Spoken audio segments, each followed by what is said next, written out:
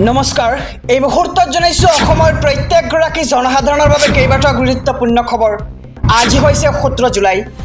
আজিৰ দিনটোতে অসমৰ লগতে ভাৰতবৰ্ষৰ বিভিন্ন প্ৰান্তৰ পৰা কেইবাটাও গুৰুত্বপূৰ্ণ খবৰ যুগুত কৰা হৈছে।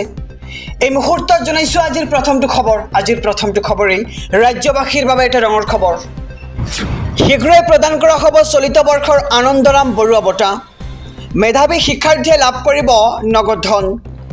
ডিবিটি পদ্ধতিৰে শিক্ষাৰ্থীয়ে লাভ কৰিব এই ধনৰাশি আৰু বিদ্যাৰ্থী শীৰ্ষক পৰ্টেলত শিক্ষাৰ্থীসকলক নাম পঞ্জীয়নৰ নিৰ্দেশ দিছে এইবাৰ চৰকাৰৰ ফালৰ পৰা। আৰু অহা 25 জুলাইৰ পূৰ্বে কৰিব লাগিব আবেদন। মাধ্যমিক শিক্ষা সঞ্চালক মমতা সজায়ে জাৰি কৰিছে এই নিৰ্দেশনা। আৰু শীঘ্ৰেই প্ৰদান কৰা হ'ব চলিত বৰ্ষৰ আনন্দৰাম বৰুৱা বঁটা। আমি খবৰটো জনাইছোঁ যে মেধাৱী শিক্ষাৰ্থীয়ে লাভ কৰিব নগদ ধন আৰু ডিবিটি পদ্ধতিৰে শিক্ষাৰ্থীয়ে লাভ কৰিব এই ধনৰাশি আৰু বিদ্যাৰ্থী শীৰ্ষক পৰ্টেলত শিক্ষাৰ্থীসকলক নাম পঞ্জীয়নৰ নিৰ্দেশ দিয়া হৈছে। আৰু 25 জুলাইৰ পূৰ্বে আপুনি কৰিব লাগিব এই আবেদন। এই মুহূৰ্তত জনাইছোঁ আজিৰ দ্বিতীয় নম্বৰ খবৰটো। অসমৰ মানুহে আধাৰ কাৰ্ড নথকাৰ বাবেই ৰেচন কাৰ্ড লাভ কৰা নাই। অসমৰ ৰাইজৰ বাবে আধাৰ কাৰ্ডৰ সমস্যাটোহে অধিক বেছি গুৰুত্বপূৰ্ণ। বিৰোধীৰ উপদলপতি ৰূপে দায়িত্ব লাভৰ পিছতেই অসমত উপস্থিত হৈ গৌৰৱ গগৈৰ প্ৰতিক্ৰিয়া। মুখ্যমন্ত্ৰীৰ অহংকাৰ আৰু সৰ্বানন্দ সোণোৱালৰ বিফলতাৰ বাবে অসমৰ ৰাইজ আজি বিপদত পৰিছে। অহংকাৰ আৰু বিফলতা হৈছে বৰ্তমান অসম চৰকাৰৰ অনিয়মতা। কেন্দ্ৰীয় আৰু ৰাজ্য চৰকাৰক তীব্ৰ সমালোচনা কৰিছে এইবাৰ সাংসদ গৌৰৱ গগৈয়ে। বৰ্তমান বিজেপি চৰকাৰৰ বিৰুদ্ধে আমি অধিক শক্তিশালী হৈ মাত মাতি যাম। কা আইন ৰূপায়ণ সন্দৰ্ভত মন্তব্য কৰে যোৰহাটৰ কংগ্ৰেছ সাংসদ গৌৰৱ গগৈ। আৰু অসমত কা আইনৰ কেতিয়াও কোনো ধৰণৰ প্ৰয়োজন নাই। যোৰহাটবাসীৰ ৰাইজক ধন্যবাদ আৰু কৃতজ্ঞতা জনালে সাংসদগৰাকীয়ে। আৰু ৰাইজৰ মৰমৰ বাবে আজি দলৰ গধুৰ দায়িত্ব ল'বলৈ সক্ষম হৈছে বুলি মন্তব্য কৰে সাংসদ গৌৰৱ গগৈয়ে। আৰু অসমৰ মানুহে আধাৰ কাৰ্ড নথকাৰ বাবে ৰেচন কাৰ্ড লাভ কৰা নাই বুলি মন্তব্য কৰে সাংসদ গৌৰৱ গগৈয়ে। আৰু অসমৰ ৰাইজৰ বাবে আধাৰ কাৰ্ডৰ সমস্যাটোহে অধিক বেছি গুৰুত্বপূৰ্ণ। এই মুহূৰ্তত জনাইছোঁ আজিৰ তৃতীয় নম্বৰ খবৰটো। BSNLক আদৰি লৈছে দেশৰ লাখ লাখ লোকে। ৰিচাৰ্জৰ দাম বৃদ্ধিৰ বাবেই বিপাঙত পৰিছে এতিয়া জিঅ' এয়াৰটেল আৰু VIৰ গ্ৰাহকে। শীঘ্ৰেই 5G সেৱা উপলব্ধ হ'ব BSNLত। আৰু টাটাৰ সৈতে বৃহৎ চুক্তি কৰিছে এইবাৰ BSNLে। টাটাৰ সৈতে 15,000 টকাৰ চুক্তি কৰিছে এইবাৰ BSNLে। আৰু জিঅ' এয়াৰটেল VIতকৈ বহু কম মূল্যত লাভ কৰিব সুবিধা। আৰু 13 দিনতে 1,05,000 গ্ৰাহকে এৰিলে জিঅ' এয়াৰটেল আৰু VI। প্ৰতিদিনে দ্ৰুতগতিত বৃদ্ধি পাইছে BSNLৰ গ্ৰাহকৰ সংখ্যা। আৰু দেশত BSNLে 5G স্থাপনৰ বাবে আৰম্ভ কৰিছে এতিয়া কাম। আৰু 4G সেৱা থকা ঠাইসমূহত সৰ্বাধিক হৈছে BSNLৰ গ্ৰাহক। আৰু 4খনকৈ ৰাজ্যত ডাটা চেণ্টাৰ নিৰ্মাণ কৰিছে টাটাই। আৰু এই পৰ্যন্ত 10,000ৰো অধিক 4G নেটৱৰ্ক স্থাপন কৰিছে টাটাই। আৰু 2024ৰ ভিতৰতেই 1 লাখ 4G নেটৱৰ্ক স্থাপনৰ পৰিকল্পনা এইবাৰ BSNLৰ। আৰু BSNLৰ গ্ৰাহকৰ সংখ্যা বৃদ্ধিৰ লগে লগে বিপদত পৰিছে এতিয়া জিঅ' এয়াৰটেল আৰু VI। আৰু BSNLক আদৰি লৈছে এইবাৰ দেশৰ লাখ লাখ লোকে। বিবাহ বিচ্ছেদিত মুছলমান মহিলাক স্বামীয়ে ভৰণ পোষণ দিয়াটো ইছলামিক আইন বিৰোধী।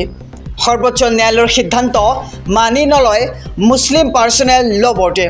উচ্চতম ন্যায়ালয়ৰ ৰায়দানক চেলেঞ্জ দিব মুছলিম পাৰ্চনেল ল' বৰ্ডে। আৰু বিচ্ছেদিত পত্নীক ভৰণ পোষণ দিবলৈ বাধ্য কৰোৱাটো ইছলামিক আইন বিৰোধী বুলি মন্তব্য কৰা হৈছে। আৰু ন্যায়ালয়ক এই সিদ্ধান্ত উঠাই লোৱাৰ আহ্বান জনোৱা হৈছে। আৰু স্ব-ইচ্ছাৰে বিচ্ছেদিতৰ পিছত পত্নীৰ দায়িত্ব স্বামীক দিয়াটো গ্ৰহণযোগ্য নহয়। আৰু মুছলমান মহিলাক লৈ ঐতিহাসিক ৰায়দান দিছিল উচ্চতম ন্যায়ালয়ে। সকলো বিবাহ বিচ্ছেদ হোৱা মহিলাৰ দৰে মুছলমান মহিলাও পাব সম অধিকাৰ। আৰু বিচ্ছেদ হোৱাৰ পিছত পূৰ্বৰ স্বামীৰ পৰা বিচাৰিব পাৰিব ভৰণ পোষণৰ খৰচ। আৰু ভৰণ পোষণৰ খৰচ নাপালে আইনৰ কাষ চাপিব পাৰিব মহিলাগৰাকী। আৰু CRPCৰ 125 নম্বৰ ধাৰাৰ অধীনত দাখিল কৰিব পাৰিব ইয়াৰ বিৰুদ্ধে অভিযোগ। আৰু বিচ্ছেদিত মুছলমান মহিলাক স্বামীয়ে ভৰণ পোষণ দিয়াটো ইছলামিক আইন বিৰোধী বুলি এতিয়া উত্থাপন হৈছে প্ৰশ্ন। তৃতীয় আৰু চতুৰ্থ বৰ্গৰ চাকৰি প্ৰত্যাশীৰ বাবে আহি পৰিছে ডাঙৰ খবৰ। APSCৰ আৰ্হিত অনুষ্ঠিত নহয় এইবাৰ নিযুক্তি পৰীক্ষা। পূৰ্বৰ দৰেই লিখিত আৰু মৌখিকভাৱে অনুষ্ঠিত হ'ব এই পৰীক্ষা আৰু 2100টা কেন্দ্ৰত অৱতীৰ্ণ হ'ব প্ৰায় 1 লাখ পৰীক্ষাৰ্থী আৰু তৃতীয় আৰু চতুৰ্থ বৰ্গৰ 14,000 পদৰ বাবে 11 লাখ প্ৰাৰ্থীয়ে কৰিছে আবেদন আৰু আগন্তুক 3 পৰা 4 দিনৰ ভিতৰতে তৃতীয় আৰু চতুৰ্থ বৰ্গৰ বাবে প্ৰকাশ পাব পাঠ্যক্ৰম আৰু নিযুক্তি আয়োগক পাঠ্যক্ৰম প্ৰস্তুতৰ নিৰ্দেশ দিছে মুখ্যমন্ত্ৰী ডক্টৰ হিমন্ত বিশ্ব শৰ্মাই কিদৰে পৰীক্ষা অনুষ্ঠিত কৰিব তাক লৈ আলোচনা চলি আছে চৰকাৰী বিষয়াৰ মাজত আৰু জনতাৰ পৰাও এই ক্ষেত্ৰত সহযোগিতা বিচাৰিছে চৰকাৰে আৰু 3 অক্টোবৰৰ বাবে অসম আৰক্ষীৰ বাবে আৰম্ভ হ'ব সাক্ষাৎকাৰ আৰু পূৰ্বৰ দৰে অসম আৰক্ষীৰ নিযুক্তি প্ৰক্ৰিয়া বাহাল থাকিব আৰু APSC পদ্ধতিৰে কিয় পৰীক্ষা অনুষ্ঠিত কৰিছিল চৰকাৰে এই কথা বৰ্ণনা কৰিলে মুখ্যমন্ত্ৰীয়ে আৰু তৃতীয় আৰু চতুৰ্থ বৰ্গৰ পদৰ 7,000 পদৰ বাবে 11 লাখ প্ৰাৰ্থীয়ে আবেদন কৰিছে আৰু 2100টা পৰীক্ষা কেন্দ্ৰৰ সকলো দিশ নজৰ ৰখাটো সহজ নহয় বুলি মন্তব্য কৰে মুখ্যমন্ত্ৰীগৰাকীয়ে